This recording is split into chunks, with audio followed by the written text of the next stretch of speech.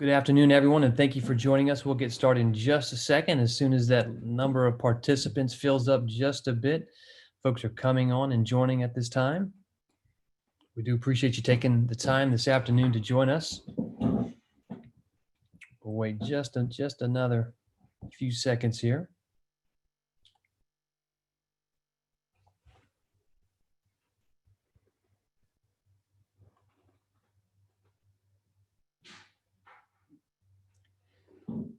Well, good afternoon. It's good to see you all this afternoon. My name is John Caggiano, Deputy Superintendent for Hampton City Schools, and we're pleased that you've taken time out of your schedule to join us to find out a little bit more about what this hybrid model will look like as a division moves from phase 1 of our fall 2020 reentry plan to phase 2 of our 2020 return to school plan. Just so you know, a couple of housekeeping things. We do have a Q&A box open for you to ask questions throughout the presentation. We do want you to know that we're recording the presentation, so we will be posting the presentation, recording of the presentation. In addition, you'll notice a few slides that we move through where you'll see a bit.ly address, a web address, a URL address, and you can, if you want to just take a photo of that with your phone or your camera, and then go directly to that address. So the PowerPoint presentation is available to anyone who has the address on the internet. So we wanted to share that with you before we begin. As you can see, we have a number of folks on the call this afternoon, primarily from central office staff employees here in Hampton City Schools. Again, for those just logging on, my name is John Caggiano, Deputy Superintendent for Hampton. And I'd like to go around the horn just before we begin so you know who's on the call with us. And it could be that some of these folks will be answering some of the questions and responding in the chat box. So before we get into the agenda for this presentation, and we've allotted an hour and 15 minutes, which I think we'll have ample time not only to get through some content we wanted to share with you, but some time for Q&A as well. Why don't we start with Nurse Gill and just kind of work our way around. Hi, this is Gloria Gill, and I am the Director of Health Services. Hi, good evening. Jennifer Lockett with Innovation and Professional Learning Department, Digital Learning Specialist. Goes next. Edwina Forrest, Food and Nutrition Services Director.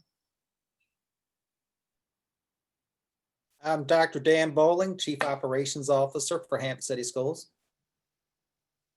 Good evening, Owens, Executive Director for School Leadership, Elementary. Eric Stone, Senior Director of Elementary School Leadership. Jeff Blow, another Senior Director of Elementary School Leadership. Good evening, Kimberly Judge, Director of Special Education. I'm Kate Maxlow, Director of Innovation and Professional Learning. Good evening. Go ahead, John. John Eagle, I'm the Director of Information Technology. And I'll jump in. I'm Kelly Gorel. Good evening. I'm the Executive Director of Public Relations and Marketing for Hampton City Schools. Good evening. I'm Brittany Dortch, Chief Financial Officer. Hello, everyone. Trina Hatcher, Executive Director of Student Support. Good evening. I'm Raymond Haynes, Executive Director over Secondary Schools. Good evening. I'm Andrew Lloyd. I'm the Curriculum Leader for World Languages and English Language Learners.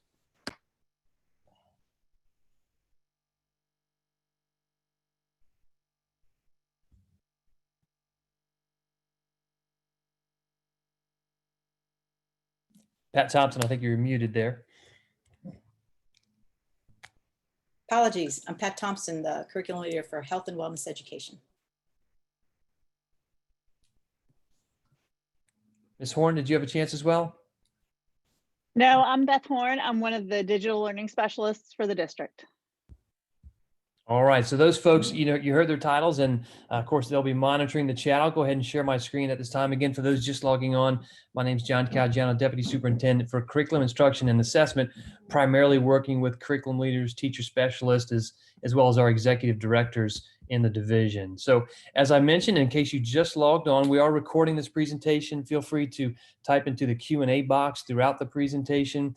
In addition, you'll notice several of the slides have this same URL at the top. So if you wanted to take a pic of this phone, what this will allow you to do, this presentation is open to anyone on the internet. So you can simply type in this URL and it will load this presentation for you, whether now or after we're finished later on this afternoon. So important steps to transition successfully to modified in-person learning. Really the focus, phase 2 of our return to school plan. If you've tuned into some of the board meetings recently, you'll see and recognize some of the slides and some of the information we'll share.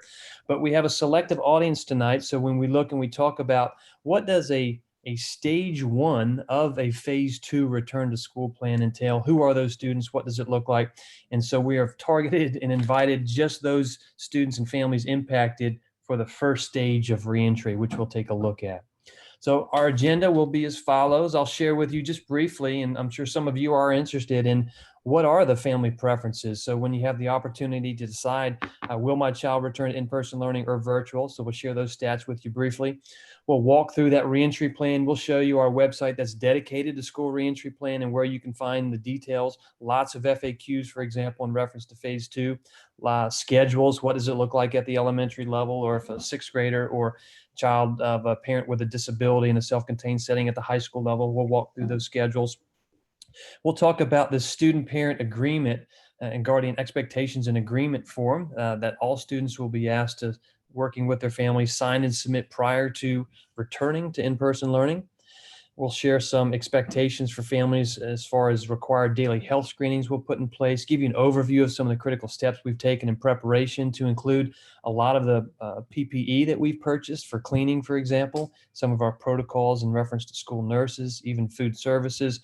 We'll share with you bus transportation. That is actually now live on our website where you can simply type in an address and find out bus information. We'll also share a couple of hotline numbers where you can call if you prefer to find out bus stop information that way as well. And then, of course, we'll have some time for questions. So we've allotted until 5:15 for this webinar. And we have another one actually at 6 o'clock this evening. So taking a look at family preferences, as you all recall, we did survey parents at the end of June, and we kept on the phone after parents, and we had a pretty solid response rate. So of our 13,500 families, approximately 19,500 students, we had a response rate of 80%. So what you see reflected on the screen are not only the 80% of families who responded. If you didn't respond, so those 20% who didn't respond, you were automatically lumped into the in-person learning category. So you see the breakdown. If you look at the very bottom, it's almost 50-50 split. So some families are preferring to stay at home in phase 2. Some want to come back for in-person learning. And you can see, as expected, it's a little bit more difficult, challenging for our younger learners, pre-K and kindergarten, to really engage virtually. And so we have higher percentages there wanting to come back. So just a quick overview of family preferences. We have, of course, you're seeing a picture of our website here, Hampton City Schools, and then we've highlighted this icon. So this icon, if you click on this icon, if I click on that there, it takes you to our Return to School Learning Plan website. So I'm going to load that in just a second. When I pull up the website, and actually let me go ahead and do that at this time before. So I'm going to go over some of the student schedules on the website, and then just so you have them, you'll see here on the PowerPoint, we also do, and I'll go through this briefly, but we have it broken down kind of by grade level, what it looks like as well. So I'll be going into that after I do the sharing the phase 2 of the website. So what I'll do is just go to Hampton City Schools website, just so I can demo what we just showed you in the pictures. Go to Hampton City Schools website. Here's the icon right here. I'll click on that icon and we'll load the return to school plan. Now, if I want to, I can scroll down, or I can simply click on the radio buttons up top. So I'll just click on this one and it'll jump to phase 2. And you can't read some of this text here, and that's okay. So as a parent, you can log on, look at phase 2, and you'll see here there are frequently asked questions at the elementary level, frequently asked questions at the secondary level, an example sample schedule at the elementary level, sample schedule at the high school level and middle school level. And these are buttons. When I click on these collapsible buttons, I click on the FAQ, I scroll down here and I see all of these, and then I can click to close it there. So wanted to talk a little bit about first here, let me make this a little bit larger, the staged reentry. So you'll see that we're really phasing in the return of in-person learners. So stage 1, represented by families on the call this afternoon, we have pre-K through 3, so all students in pre-K through 3, except those who want to remain virtual, so approximately 50% of those students. Same thing, all 6th graders, with the exception of those who want to remain virtual. And then we're also in that first stage encompasses these vulnerable student groups, and really 2 groups here. So as it states, select students with disabilities who are served in a self-contained setting. So they're primarily spending 75% or more of their day with students with disabilities, And then we have English language learners, again, select English language learners, those who are what we say are level 1 or level 2 status English language learners. So all of those students here will be coming back in stage 1, invited to come back. And we will begin the first day of the second marking period, and that is November 4th. So if you haven't received communication from your school yet, at the elementary level, you can expect that no later than close of business Friday. So Friday from elementary schools. And then at the secondary level, perhaps what we're looking to do is from our PR office, Kelly Gorel's office, Public Relations and Marketing, perhaps a robocall just to make sure all of our families are aware. So stage 2, what we have not said is a timeline yet. You see the TBD. Some of it will be, obviously we're bringing back a smaller group of students in an elementary school. We still have 4th and 5th graders who are waiting back, for example, for stage 2. So this will give us some time to assess safety measures we have in place, procedures in the cafeteria, bus drivers with logistics, with schedules, drop-off times. And so maybe it's a week for 4th and 5th graders, maybe it's 2 weeks. We will give families ample notice, but we have not set a firm date between, for example, stage 1 and stage 2, or stage 2 and stage 3. So let's take a look at elementary schedules, then we'll go back and walk by grade. So I'll quickly go through elementary, middle, and high school schedules. And I'll do that by clicking on this link right here, example sample schedules at the elementary level. So at the elementary level, you see here you've got tabs you can click on. There's a pre-K schedule, and then grades K through 2. For the pre-K schedule, it looks like this. For those students who want in-person learning, they will come to school on Mondays and Wednesdays. Now, if you look at the school start and end times, this time here needs to be updated. This would actually be I believe it's a 2:20 dismissal time, but pre-K, you'll see that reflected correctly in grades K through 2. So that pre-K there, I'm sorry, that time is correct. I do apologize. All right, so let me go back here to the pre-K. So on the pre-K schedule, if I'm an in-person learner, I will come to school on Mondays and Wednesdays, and then I will have some asynchronous work, or basically at home learning assigned work on Tuesdays and Thursdays. So on Mondays and Wednesdays, I'm engaging with my teacher at school. On Tuesdays and Thursdays, I will have been given some work that I am asked to complete at home independently, perhaps in this case pre-K with a family member. And then on Friday, what I'm going to do is I'm going to meet via Zoom, like I'm doing now in phase 1, with my teacher. And so you can see here that group 1 is Monday and Wednesday. So that means on Friday, pre-K can expect to meet with their teachers virtually from 12 to 2. So your pre-K teachers, when they're not meeting with your children on Tuesdays and Thursdays, they'll be engaging virtually with those other learners. And then those other learners, they'll also be working with them in the morning on Friday from 8 to 10 there. So that's the pre-K schedule. There's some additional information here in reference to the pre-K schedule down at the bottom.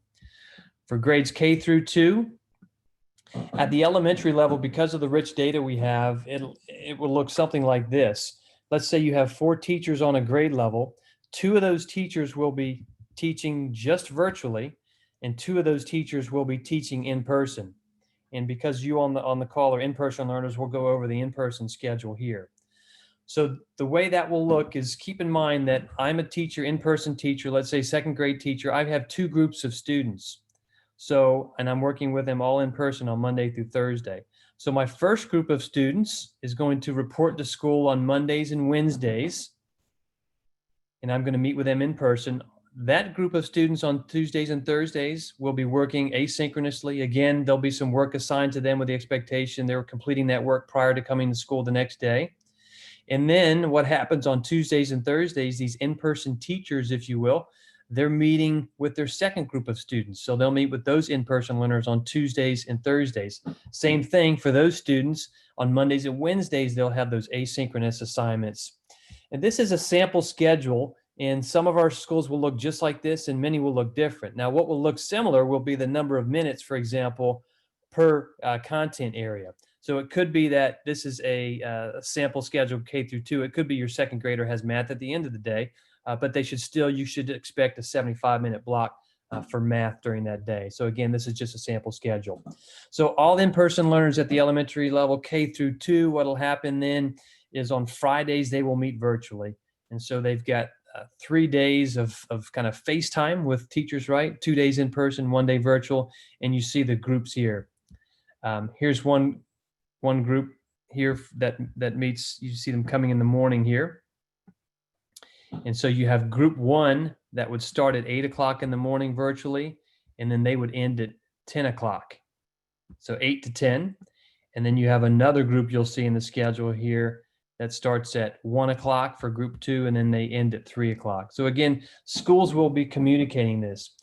Now on Fridays, the elementary schools have been permitted with some flexibility. So we have some schools, and you'll be informed by your child's school, on Fridays at the elementary level. In some cases, rather than having 2 groups, principals are working with teachers to have 1 group of students. So you would have both groups come together on Friday. Let's say about 20 kids would come together on Friday, and those students would meet as one larger group virtually.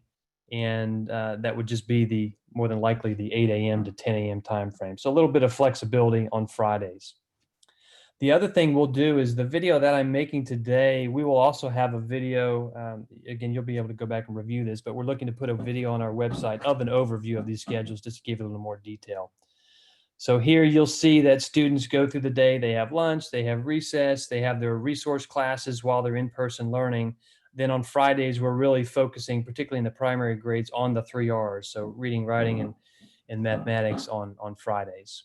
I won't go over the virtual schedule, but we have that right below the in-person learning schedule. Grade 3, 4, 5, I'll go through much quicker just because it's very similar in that you're working with a couple of groups of students. Now, one of the things we did behind the scenes, just so you know, is we monitored the data and we were able to determine appropriate class sizes. So for the in-person learners, for example, at a minimum, you'll see that we're looking to incorporate 3 feet of physical distancing. However, in many of our classes, you can actually get 6 feet or more. And so some of our numbers are as low as 7 in a class, some are as high as 11. But for the most part, they seem to be right around 9 students in a class at this particular time. All right, so in grades 3, you've got the schedule here. It's very similar. This is an example of an early school start. Most of our elementary schools do start at 7:30. We have some that start later, but this is another example of an elementary school start. You'll see that this schedule looks very similar to the K through 2 schedule. You'll see some slight differences if you wanted to look at them. The grades schedules for grades 4 and 5, some of the bigger differences here as you get into some of the content in the older upper elementary grades. For example, there's a lot more time allotted for social studies in grade 4, and then there's a lot more time allotted for science in grade 5, and you'll see that again reflected in these schedules. But basically, the shell is the same. Your students in grades K through 5, pre-K through 5, in-person learners are meeting 2 days a week on a Monday and Wednesday, or perhaps a Tuesday or Thursday, and then meeting virtually with teachers on Fridays. All right. Secondary schedules are a little bit easier. Secondary schedules, as you know right now, whether you're in 6th grade or whether you're in 9th grade, that you are meeting 4 times a day. So you have 4 60-minute blocks a day. And now what's going to happen, you'll see, we'll start with the middle school first for in-person learners. If we'll use this example of our teachers teach 3 classes a day, and then they have a planning period. So if you have an English language arts teacher with 24 students, right now in phase 1, he or she is engaging with those 24 students virtually. And so all at the same time. What's going to happen now is with that roughly 50-50 split, that teacher will meet with 12 students on Monday and Wednesday, the in-person learners. Then that teacher will meet with the virtual learners only on Tuesdays and Thursdays, while those in-person students are doing some things at home on Tuesdays and Thursdays independently. Then on Friday, all 24 kids come back together for a Zoom meeting with the teacher. And so that's what the middle school schedule looks like. So you see that you have math and English, you have those classes 3 days a week, Monday, Wednesday, and Friday in this case. Monday, Wednesday, Friday. Every Monday, Wednesday, Friday, you'll have those 3 classes. And then science and social studies will look like this. I'll have science on one day, social studies on the other day, and then we'll alternate Fridays for social studies and science, and we'll do the exact same thing for PE and elective. I'll have elective on this day, I'll have PE on this day, and then we alternate Fridays for PE and elective. So similar to the year. So, you're meeting 3 days a week instead of what's happening 4 days a week now. However, you'll notice we've extended the block to a traditional 90-minute block for middle school. So the minutes equate to actually what students are receiving in phase 1 at this time. So that's the middle school model. And then the high school, if I scroll down, here's the sample for virtual. We won't go over that. Let me go to the high school schedule here. I'll click on this tab. It's important to note a couple of things. At the middle school level, if you have 7th or 8th graders and you're on this call, even though they're virtually, because perhaps they're coming in stage 2, that they'll be using the same schedule as 6th graders, because obviously they're sharing the same PE and elective teachers. So what'll happen is if I'm virtual, if I'm coming in person as a 7th and 8th grader, you don't know when that date is yet. We haven't announced it. But as we start the new quarter, November 4th, those 7th and 8th graders will be on the same schedule as far as bells as 6th and 8th graders. And we'll provide some more guidance on that, but we just wanted you to be aware of that. At the high school level, the same holds true, that we're going to, it's a little bit different at the high school level. So what will happen at the high school level is on November 4th, all high school students are going to remain, and it states it right here in bold, they're going to remain in the phase 1 schedule until we begin to bring back 9th graders. So on November 4th, all of our high school students, even those coming in person, it'll be an abbreviated day, if you will. They've got 60 minutes classes instead of 90-minute classes. And then once we start to bring back 9th graders, even though they're coming back before 10th, 11th, 12th graders, once we start to bring back 9th graders, then that schedule changes to kind of pre-pandemic, where we start at 8:20 and end around 3:09. So just so you get an idea of the high school schedule, again, we'll be providing more guidance on that. But here's what the high school schedule looks like. Most of our high school students take 8 classes over the course of 2 days. So Mondays and Wednesdays will always be day 1. Tuesdays and Thursdays will always be day 2. So 4 classes on day 1, 4 classes on day 2. High school students will be going in person 4 days a week, Monday through Thursday, with some asynchronous time on Friday. We'll have some time on Fridays built in for office hours and remediation.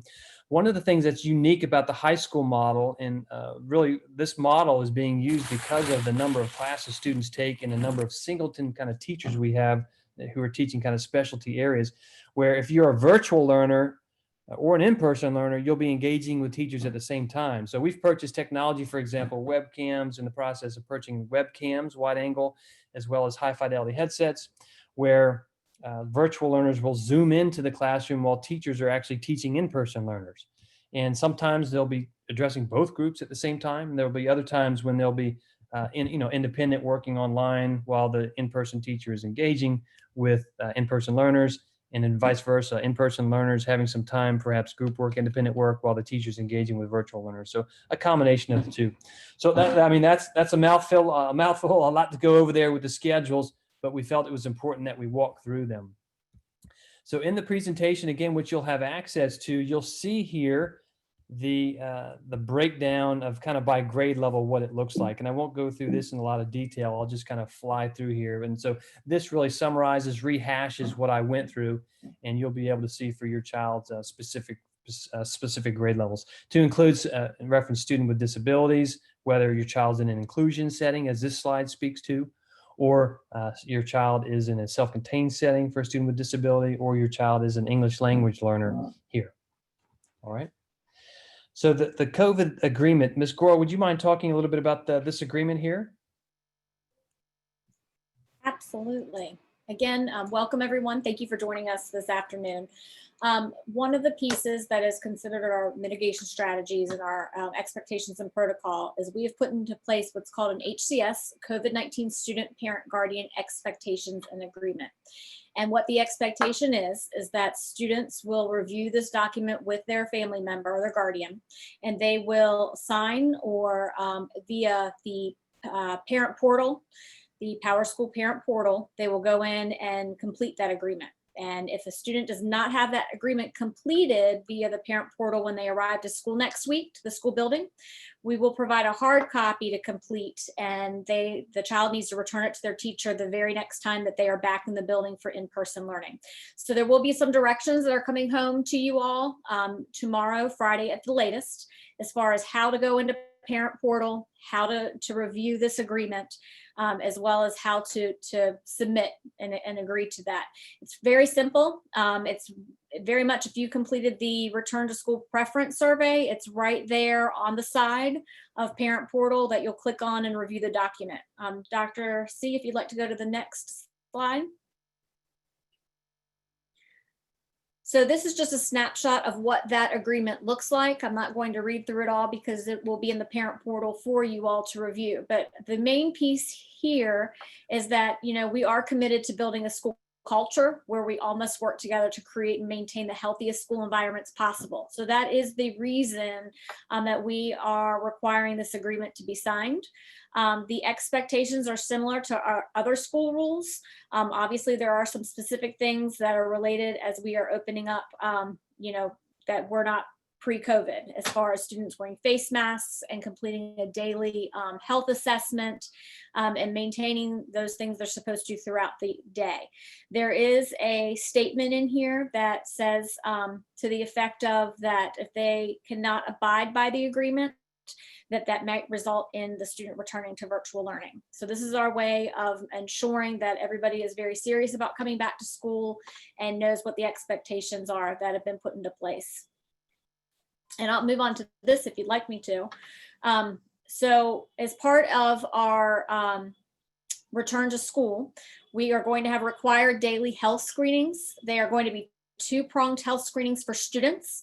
There's going to be a daily digital health assessment questionnaire that must be completed before the student either gets on a school bus or if they're dropped off at school, enters that school building. It's going to come to parents every single morning, either through a Parent Square app or an email. So it can be either or, Parent Square app or email. And again, step-by-step directions will be provided to families tomorrow or Friday at the latest as how they are going to access this questionnaire each day. And then as a, like we said, two-pronged health screening as just an enhanced precaution. Once students arrive to school and they report to their classrooms as our teachers are taking attendance, they will also go through our HCS student health poster.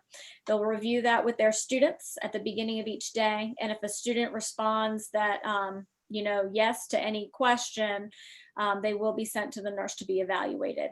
If we do have any students that arrive late, they'll be assessed right there in the main office before they're sent down to class. Girl, you want to tackle this one as well? Sure. So, you know, we're obviously very aware that we don't have to have students in the buildings, that we have staff members as well. So we are requiring our staff members to perform a self-assessment before coming to work as well. And our questionnaire is on our staff website, and we've communicated that information to all employees. Thank you, Ms. Gorel. This time we'd like to, in addition to some of those critical steps, we've taken a number of critical steps in preparation for the return to modified in-person learning. And so if you've tuned into some of our board meetings lately, you'll see and recognize some of this language here and some of these mitigation strategies that we've talked about. So you'll hear Dr. Bowling this evening talk a little bit about some of the PPE we've secured. We have sick rooms or care rooms that are independent of school clinics. And so we have those spaces now in all of our schools. We'll share where you can access some of our protocols and expectations that we've created to facilitate those health and safe schools as well as work sites. We've trained all of our nurses on contact tracing protocols. Of course, we've gone over the schedules. We've surveyed parents. We reopened that survey just because we had some parents change their mind, and that's fine. And our administrators are working. And if you're in that boat, even after tonight, feel free to contact your child's school administration in reference to that request.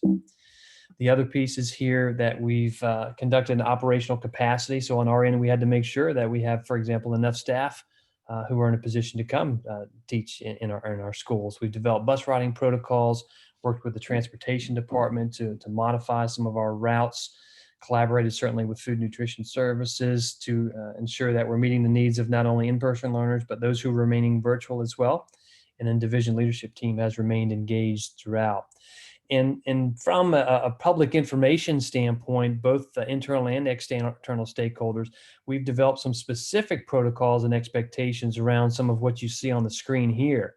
And so every topic here, we've developed a one-sheet overview and in many cases an accompanying video.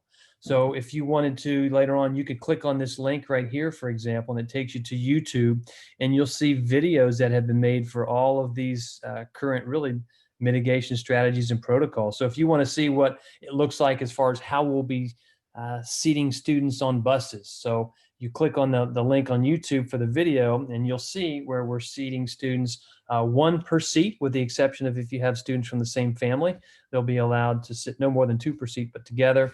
Rules such as all students wearing masks, drivers wearing masks. You'll see how we're cleaning the buses in between runs. So these are very good. Lots of information here if you have some additional time. The one-pagers, you just click on this website here and it takes you to the one-pagers for each one of these here. At this time, I'd like to go ahead and turn it over to Nurse Gill, and she'll be followed by Dr. Bowling. Nurse Gill will talk about some of the health safety protocols that we've put in place. Good afternoon. The illnesses at school and work for our employees and school for our students. The students, staff, and staffing reporting symptoms will be assessed by the school nurse. We are thankful that we have nurses in every building so they can assess not only just the basic things that we have been doing for many years in our schools, but also now more specifically any COVID-like symptoms.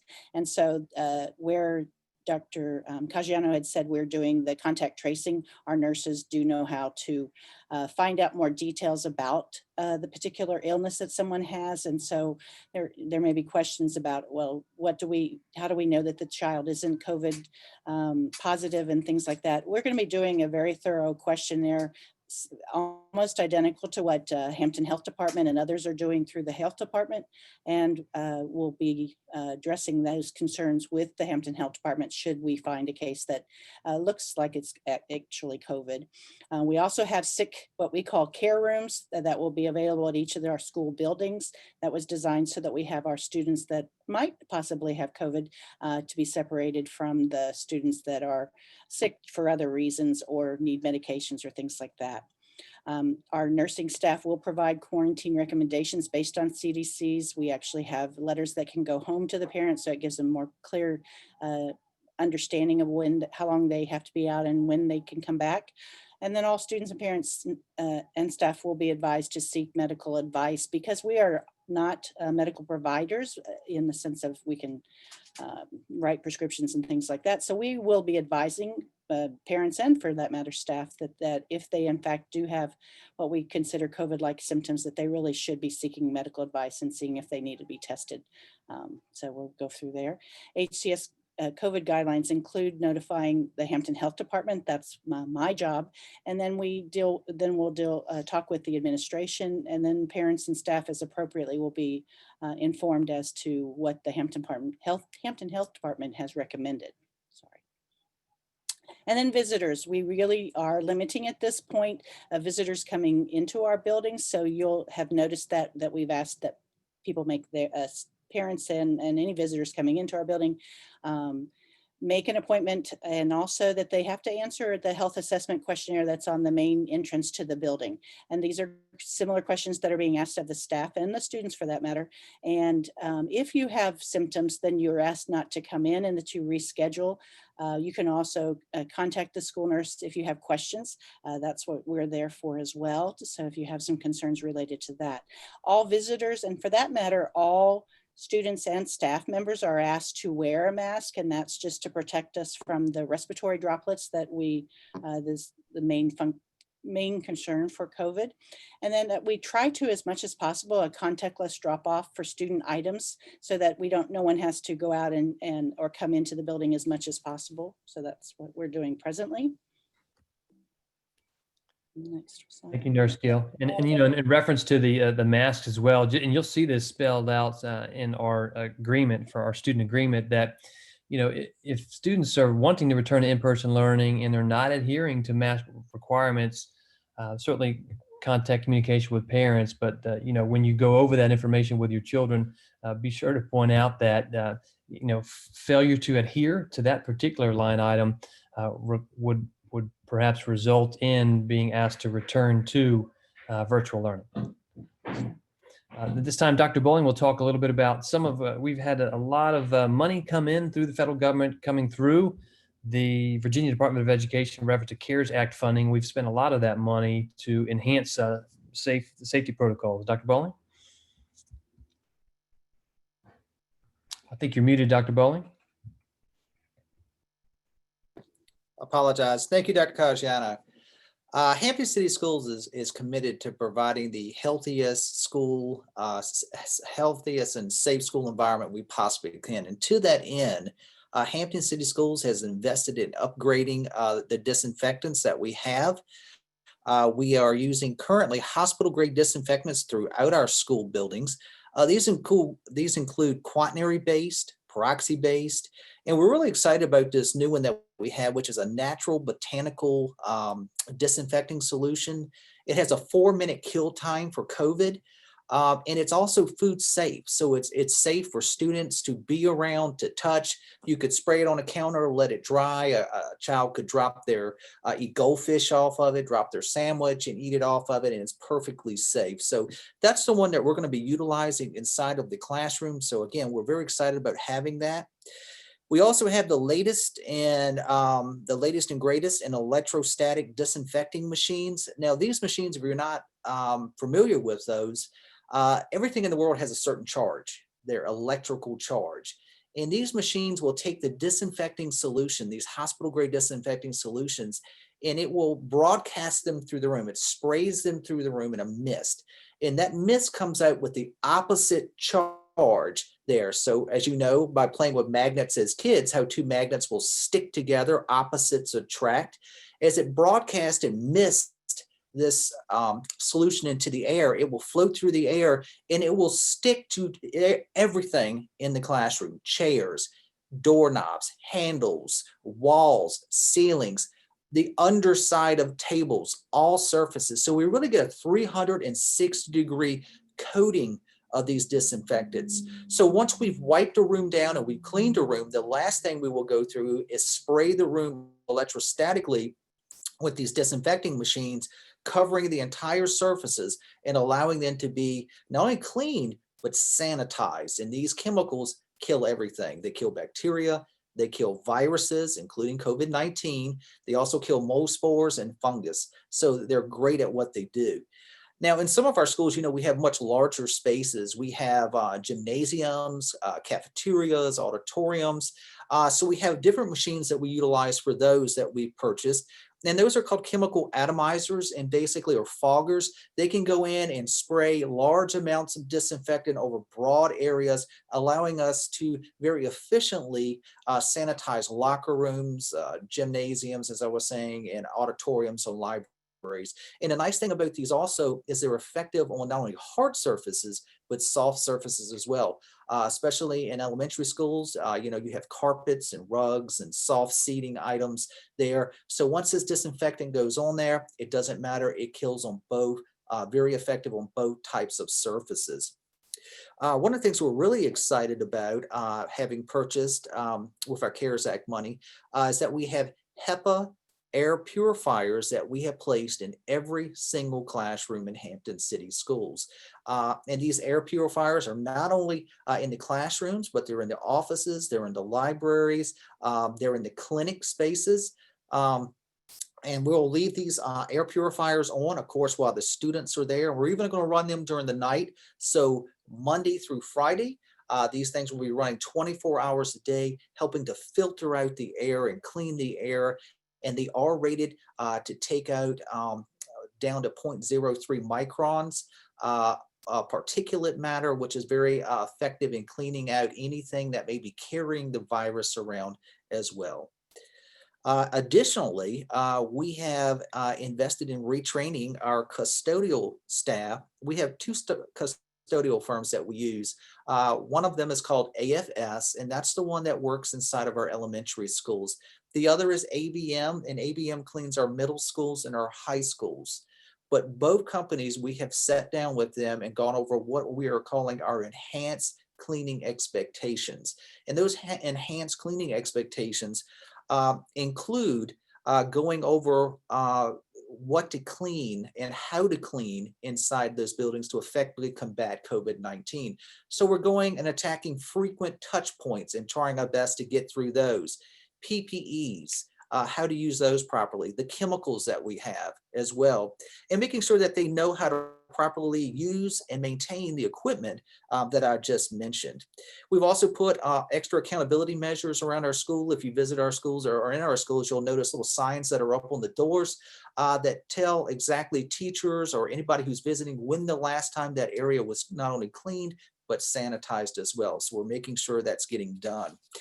In terms of personal protection equipment, also known as PPEs, we have purchased lots of face coverings. We have 21,000 cloth face coverings.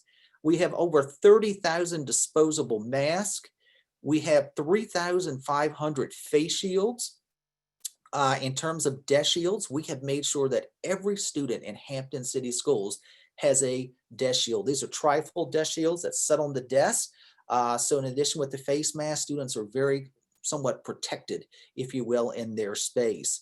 We've also put large plexiglass dividers up. So any points that we have points of service in our buildings, such as in our offices or guidance office, also in our serving lines and our cafeterias, we're working on putting shields up as well to protect everyone, again, the healthiest environment we can give inside the building for everyone there. We also have non-latex disposable gloves. These are either vinyl or nitrile gloves that we're providing for students and teachers. We have over 4,000 boxes of these gloves. We have provided teachers in the classroom spray bottles of disinfectant, and also we've given those to our bus drivers as well.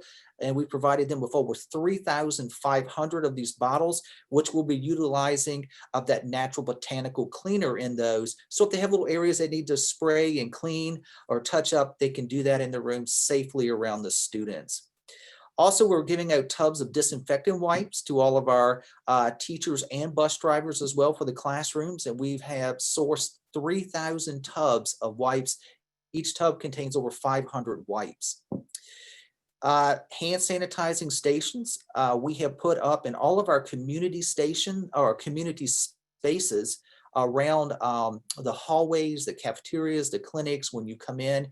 Two types of hand sanitizing stations. We have freestanding, so when you walk in the door, you can quickly sanitize your hands. And then also around particular what we would call hotspots in the schools, and we work with the administration to identify where those would be. So if my hands are dirty and I can't get to a sink to wash them, I can go to a wall-mounted unit and get some hand sanitizer and quickly sanitize my hand. And we put over 200 locations in all of our schools, high schools, middle schools, and elementary schools. We've also provided each classroom with a gallon size hand sanitizer with a pump on it.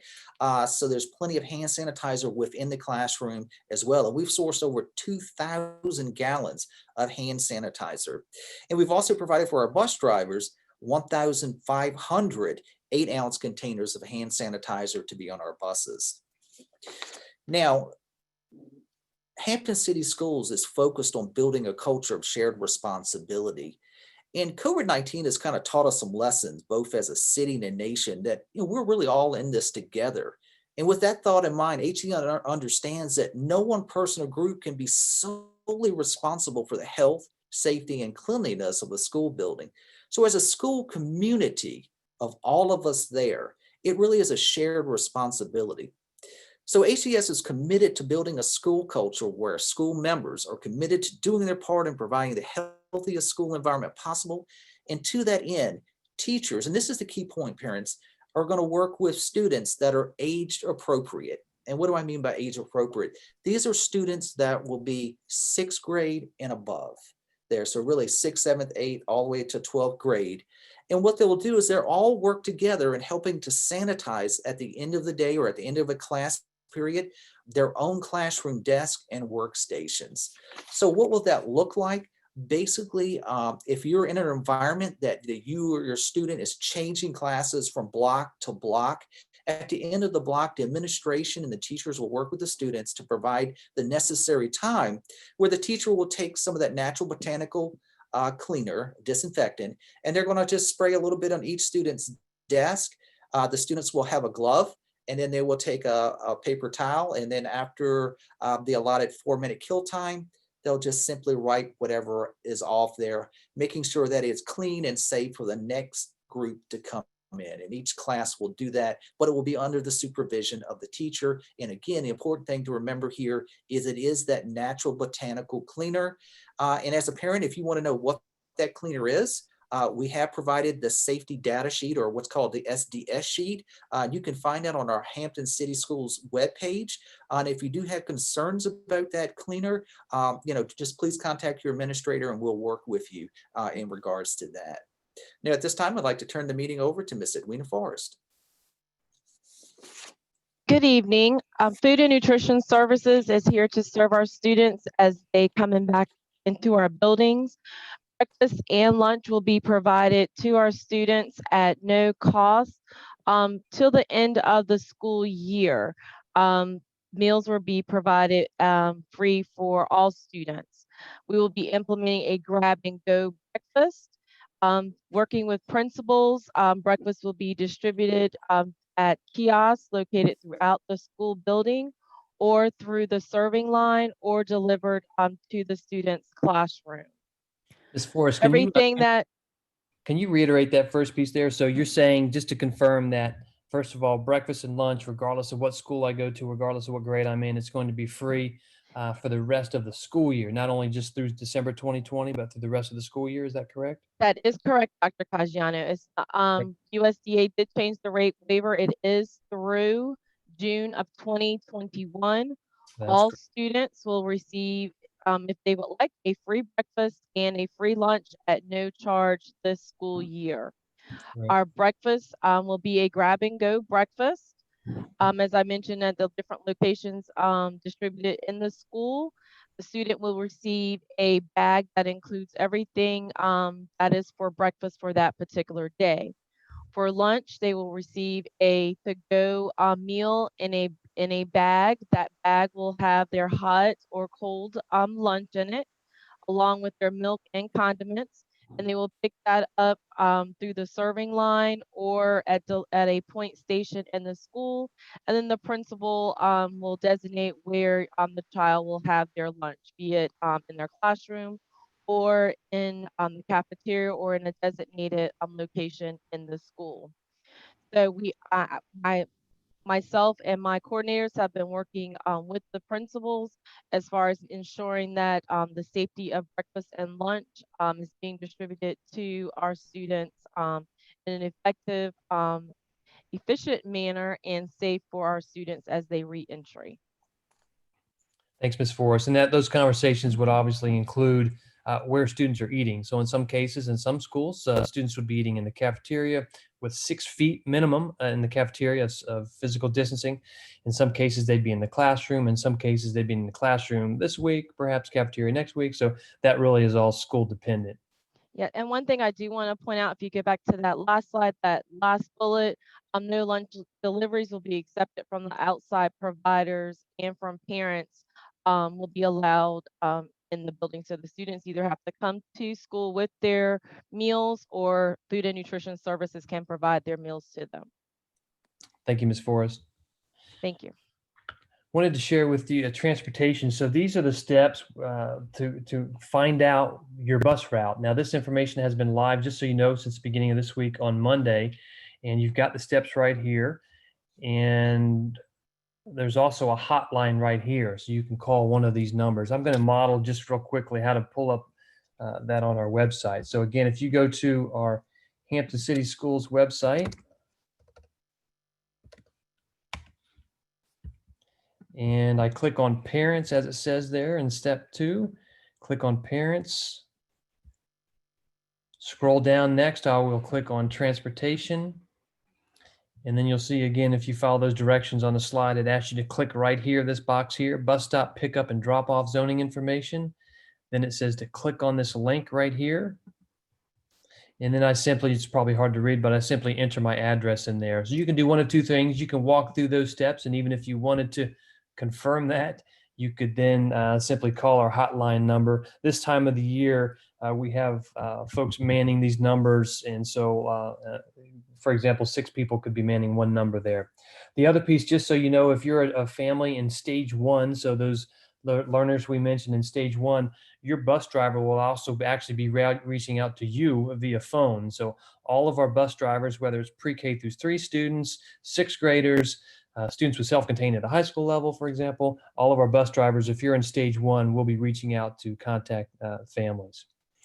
So at this time, this concludes our presentation. I know we've probably had some Q&A to come in the chat box there. I have not been monitoring that, but Ms. Maxlow, are there certain questions or themes that seem to be emerging more so than others, or anything that we'd like to discuss at this point?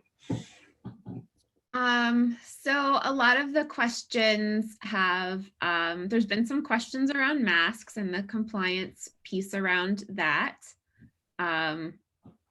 So it, talking about the requirements and how teachers will ensure that students are wearing those. A lot of questions about before and after school care. Yes, Dr. Owens, particularly, I know we've been working in some communication with school-aged programming, for example, or even YMCA. I don't know if we have any updates or in reference to school-aged programming. Have you heard anything recently, Dr. Owens? If not, we can post something on our website.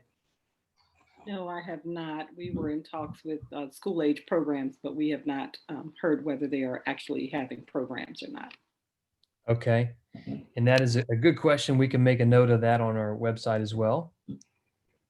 There's a question about the lunch menu being posted on the HCS website. Ms. Forrest? Oh, I think you're muted. Yes, the menu will be posted. I can let the parents know that are on the line. Next week, the entree is cheese pizza. And then following the week of November the 9th, the menu will be posted and you'll be able to see what the menu is for your child. And based on the grade levels, I'm assuming the majority of families on the call this afternoon are probably pre-K through 3. Just so you know, and to limit the number of students in a room throughout the course of a week, for example, just so you know, our resource classes at the elementary level, for the most part, in most of our schools, those will be, as we said back in the day, like art on a cart, right? So those will be resource teachers coming into your child's classroom. Ms. Thompson, I know you're on the call, health and physical education. We'll have recess built in as well for in-person learners. Can you talk a little bit about health and PE and what kind of PE would look like at the elementary level and perhaps middle school level as well? Certainly. At the elementary level, weather permitting, we will have instruction outside with proper social distancing. If weather not permitting, we will be in the classroom, and there are many resources available to the teachers to provide instruction that's aligned to the standards of learning. We will also be having health instruction and some activity. There are activities that the students can do near their desks, but we will maintain the social distancing. No vigorous activity. If that is in the lesson, the children must be outside with a minimum of 10 feet between them if it's going to be anything vigorous. In the classroom, the activities will be basically near their desk with a big health component of instruction. At the middle school level, we will be utilizing the gym. We will not use a locker room for dressing out. There'll be too many students in one place. The gym will be marked in a grid for students to have their own space. And again, hopefully we will get the kids outside as much as possible for some fresh air and some movement. Thanks, Ms. Thompson. Ms. Forrest, can you address when students are not in school on those asynchronous days as far as food pickup and the sites, and as a parent, how I might find out where those sites are? Yes, we will continue our curbside pickup and our bus stop location through this first phase. And those sites are still located on our website. And we have our pre-order form. So households can order if they're a Monday, Wednesday household and attending school on those days, and they still need their food on Tuesdays and Thursdays. They can definitely go to one of our curbside sites to pick up, or the bus sites to pick up their food for those days. And this those next, again are located on our website. this next question also for you, and I'm not sure if it's speaking to lunch while they're on campus or what we just talked about offsite. The question is, do we have to order breakfast and or lunch in advance to ensure all the kids are served? In-person learning, no, there's no advance.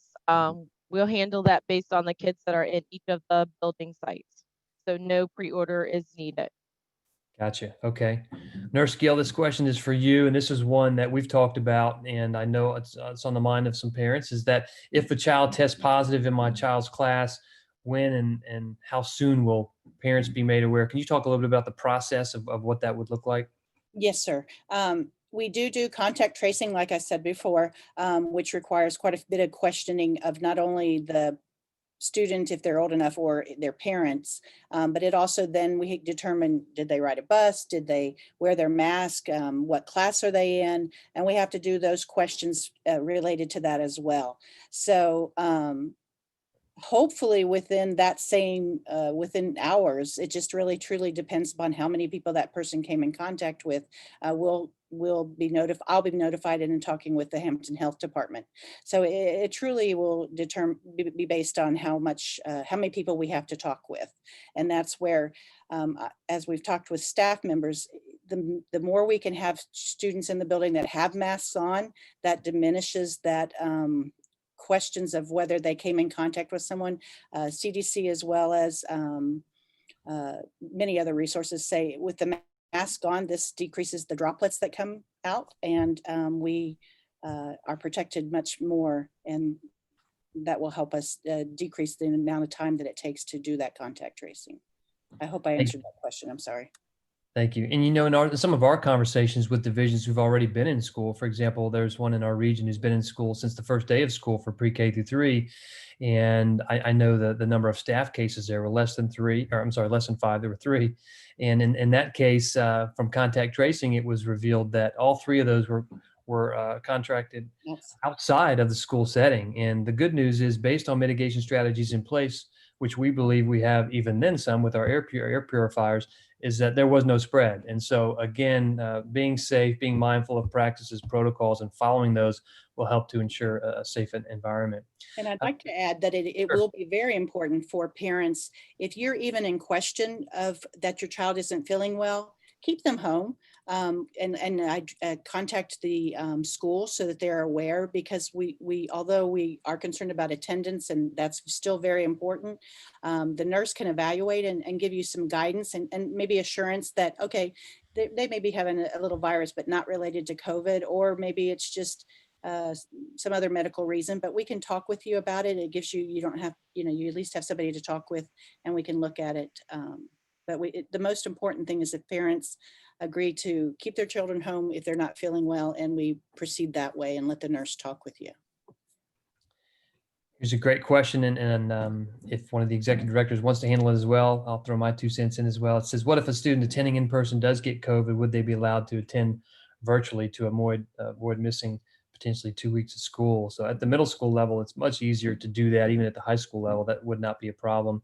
And at the elementary level, at the secondary level, you could probably just work through your teachers. But even at the elementary level, perhaps working through teacher and building administrator. But Dr. Owens, any thoughts on that one?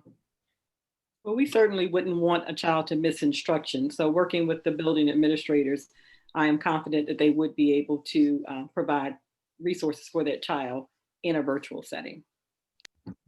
Thanks, Dr. Owens. Here's a question about what I shared earlier, that first slide in reference to stats, where I said 20% of the parents we didn't hear from. So the question is, what if a student attending, I'm sorry, that's not the question. The question is, let's see here. maybe somebody already answered it online, but what about those 22 students, 20% of the families? Do we know what their choices are? And so just so you know, again, they were lumped in person if we didn't hear from them. Some of them our principals have been hearing from over the last week or two, and some of them are just saying they're fine with defaulting to in person. Others are wanting to move back to virtual. So as you can imagine, it's much easier for us to move students to virtual than it is to move to in person, because we do have to make sure that in-person learners, that we have the appropriate physical distancing in place.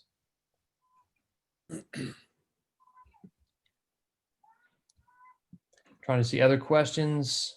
Adriano, there's a question about Chromebooks and whether students should be bringing those back and forth. Yes, that's a great question, and one we've debated about. I know Mr. Eagle, our Director of Information Technology, is smiling at this one as well. And his preference, particularly for grades pre-K through 3, would be for them to remain at home. However, a lot of our students have gotten used to, and teachers as well in the primary grades, engaging instruction via the Chromebook. And so, there is not a lot as far as extra supply out throughout the country right now, just based on the demand. And so, a little reticence on our part to let them go back and forth. We're looking at, for example, purchasing some protective covering for them to help ensure that. But right now, the decision we ultimately landed on is that we will let them go back and forth because there are, for example, the program, which many of you are probably familiar with, Literacy Pro, where they're engaging with reading during the day. And so teachers will be building that into their lessons in the classroom. So for our primary students, we are asking them to bring them back and forth, but just being mindful of that. We don't have a big or large surplus to where we can allow students to keep at home and use on site. So some of that will be dependent on classroom teachers as well, and we'll be monitoring the numbers. If the breakage numbers start to increase too much, I'm sure Mr. Eagle will work with us to throttle back and look at plan B. But for now, the plan is to permit students to bring them back and forth. Good question. We have another question about if a child or teacher is tested positive for COVID, do they have to have a negative test before they are allowed to return? That is a really good question. According to CDC as well as Department of Health, so long as you've met your quarantine time, or actually isolation time of the 10 days of isolation, then no, you don't have to go back and get additional testing done to return, that your body has built up the immunities. There have been cases actually where the person continues to have a positive test, but they're not contagious. So that's been a newer identification recently, because people are still showing some positivity, but their additional tests show that they're not in fact contagious. So yes, they can return. And that's where we give that direction to the parents in writing. So that does help them understand, okay, you're going to either stay home 10 days or 14 days.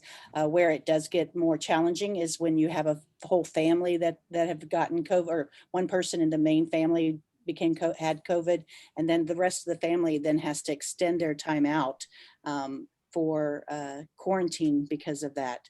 And that's where I think there was a question in the question part about virtual learning. If that occurs, that's going to happen, and you'll be working with the administrator to make that happen, because it could be extended out for even 24 to longer. Here's a question about Fridays, particularly at the elementary level. I'm assuming why are the Fridays so short in comparison to a typical school year? And so one of the things we pride ourselves on in Hampton is the collaboration amongst our teachers. It's phenomenal, and they meet on a regular basis. And when we look at the model at the elementary level for phase 2, as I said at the beginning, we've got a separate group of in-person teachers, a separate group of virtual teachers. When you look at the schedule of teachers for in-person versus virtual, you'll see that there's not Monday through Thursday any common planning time. And so what we've done was we've purposely, at the request of building administrators and teachers, set aside time on Friday for those in-person teachers and virtual teachers to be able to collaborate. And so that's the rationale and why we don't have as many minutes on Friday. What we did, we want you to know, we did analyze minutes, for example, what students were getting in phase 1 versus what they would get in phase 2 with our models. And in just about every case, the number of minutes, even if there perhaps is less face time as far as number of days, the number of minutes is significantly increased over phase 1 overall. Ideally, yes, we would like to go full day Friday, and hopefully in the near future we'll be able to do that. But for phase 2 at this time, that's the rationale for a shorter Friday. Other questions, Ms. Maxwell? I'm trying to keep up with the chat as well. There's just some questions about like drop off and pickup and how parents find out that information. All right, Dr. Owens? I believe each school will communicate with parents, the drop off and pickup process, and that should be coming out no later than Friday.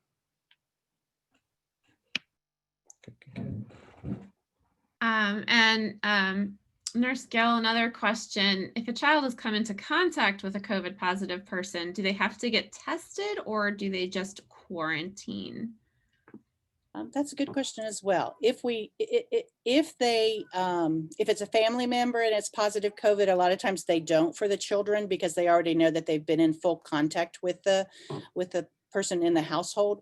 If they, let's just say it's me and the child comes in contact with me and I am positive for COVID, didn't have my mask on or whatever, all the circumstances, then what the nurse will advise is that they talk to the medical provider and see if it's warranted to go ahead and get a test done. I will say on our communication, there is also a link for places that are close to you that have where testing sites are. So please use that as well in trying to find a testing site should you ever need that, even if it's not related to school attendance as well.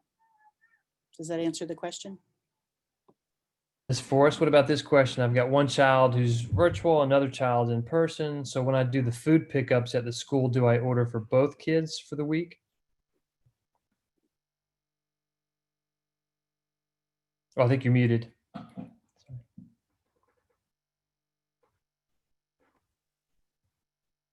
My apologies. You do not have to order for the student that is in school. Only order for the student that you're picking up at one of our pickup sites. And my staff knows how we're adjusting for those situations. So just the student that you're picking up for. Thank you. And Ms. Elliott, your question we may need a little more information on, but if you don't get out in time to fill out the form before they get picked up by the bus, anyone else on our call have a response to that question? I'm not sure exactly what it's asking. Nurse Gill, would you like to address the question about temperature checks and our stance as a division on that? Yes, we will not be taking, the reason we do the pre-screening at your home is so that we make sure that they're being checked at home. We do have that second prong of checking when they get to the classroom. The teacher will ask, the different symptoms that we have. There's a poster in each room. If they say they're not feeling well, they will be sent down. Of course, every student has their mask on. They will be sent down to the school nurse, and we'll do temperature checks on every student that comes into our clinic so that we're checking everybody. And as well as if they in fact are running a fever or have symptoms, then you'll get a contact with us. And while I'm at that point, please make sure that any change in your contact information is addressed with your principal and the administration, because it will be so important if your child is not feeling well for us to get in contact with you so that you can pick them up as quickly as you're able to do so. So please keep your current contact information for the school up to date. All right, thank you very much. Oops. All right, and I believe that looks like the last question. Ms. Elliott, don't feel free to reach out to us. I'm sorry, I just need a little more information on that question for us to be able to answer that. But we do, on behalf of Dr. Jeffrey Smith, our superintendent of schools, and all of our division leaders on the call this evening, we want to thank you all for taking the time to join us and some great questions. And again, our team is trying to think through as many responses as possible. This particular recording will be posted on our website. So if there's something from this, as well as you have access to the URL for the website. But again, we appreciate your time this evening, and take care. And we look forward to, on November 4th, seeing your children back in in-person learning. Take care, everyone.